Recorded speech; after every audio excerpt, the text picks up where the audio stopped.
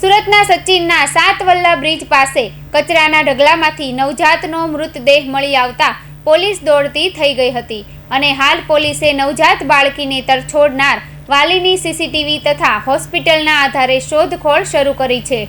દેશને આર્થિક ગતિ આપતું સુરત શહેર છેલ્લા એક અઠવાડિયાથી માતૃત્વના અપમાન અને માનવતાના પતનની સૌથી કરુણ ગાથા જોઈ રહ્યું છે। સુરતના સચિન વિસ્તારના સાતવલ્લા બ્રિજ નજીક નહેરની બાજુમાં આવેલા કચરાના ઢગલામાંથી તાજી જન્મેલી એક નવજાત બાળકીનો મૃતદેહ મળી આવતા આસપાસના વિસ્તારમાં ચકચાર મચી ગઈ હતી। બાળકીને જોઈ સ્પષ્ટ જણાઈ આવ્યું હતું કે જન્મ છુપાવવાના આશયથી આ માસૂમને મૃત હાલતમાં તરછોડી દીધી હતી।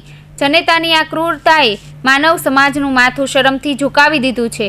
બનાવની જાણ થતાં પોલીસ સ્થળે દોડી ગઈ હતી અને નવજાતની મૃત હાલતમાં ત્યજી દેનાર વાલીની સીસીટીવી તથા હોસ્પિટલના આધારે શોધખોળ પોલીસે હાથ ધરી છે।